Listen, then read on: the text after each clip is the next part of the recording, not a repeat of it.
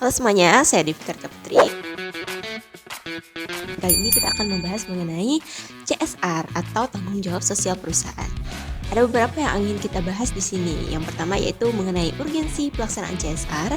Yang kedua itu adalah mengenai jenis-jenis CSR. Dan yang terakhir yaitu mengenai perda yang mengatur mengenai CSR di suatu daerah. Baik, langsung saja kita akan bahas mengenai topik bahasan kita yang pertama yaitu mengenai urgensi pelaksanaan CSR. Nah, perusahaan yang melaksanakan praktik CSR yang baik tentunya akan memperoleh kepercayaan dan juga simpati dari masyarakat yang ada di sekitar wilayah pengoperasian perusahaan, dan perusahaan akan mendapatkan citra serta reputasi untuk mendukung peningkatan kesejahteraan dan kualitas hidup masyarakat. Dari praktik CSR yang baik itu juga akan memberikan manfaat jangka panjang untuk perusahaan dan juga masyarakat. Nah, melalui kegiatan CSR oleh perusahaan ini juga ikut mendukung dalam pembangunan berkelanjutan atau Sustainable Development Goals yang kita ketahui. Nah, seperti yang sudah saya katakan tadi, ada beberapa jenis program CSR ya. Kadang-kadang muncul pertanyaan, mengapa sih program pemberdayaan masyarakat oleh CSR itu lebih baik daripada hanya memberikan bantuan atau program charity. Kegiatan charity ini hanya merupakan sebuah bagian dari program CSR.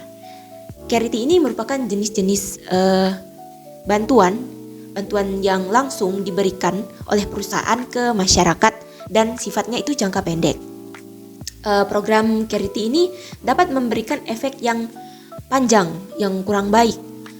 Salah satunya adalah dapat menimbulkan ketergantungan masyarakat pada perusahaan gitu, sehingga cenderung masyarakat itu menjadi objek dari program perusahaan.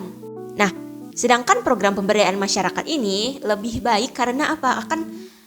Di dalam program pemberdayaan masyarakat ini tentu akan mendorong kemandirian dari masyarakat dan juga mengembangkan potensi apa yang masyarakat itu miliki. Dan ini akan memberikan efek jangka panjang dan membantu mensejahterakan masyarakat. Selain itu, pemberdayaan masyarakat ini juga akan membantu membangun kemitraan yang kuat antara perusahaan dan juga stakeholder, dan dampak positif pada reputasi, efisiensi operasional dan juga keberlanjutan bisnis dari perusahaan itu dalam jangka yang panjang. Nah, seperti yang sudah saya katakan tadi bahwa kita akan mencari tahu nih bagaimana sih pemaknaan peraturan daerah yang mengatur tentang CSR ini. Kita akan membahas di Provinsi Kalimantan Barat bagaimana sih pemaknaan peraturan daerah nomor 4 tahun 2016 tentang pengelolaan tanggung jawab sosial. Pemerintah Kalimantan Barat mengatur mengenai tata kelola, mekanisme dan juga pelaksanaan hak dan kewajiban serta pengawasan CSR agar dapat berjalan sebagaimana mestinya dan memberikan manfaat bagi masyarakat dan juga pembangunan daerah. Nah, dalam perda ini juga memuat sanksi nih bagi perusahaan yang lalai menyelenggarakan CSR, mulai dari peringatan tertulis hingga pencabutan izin usaha.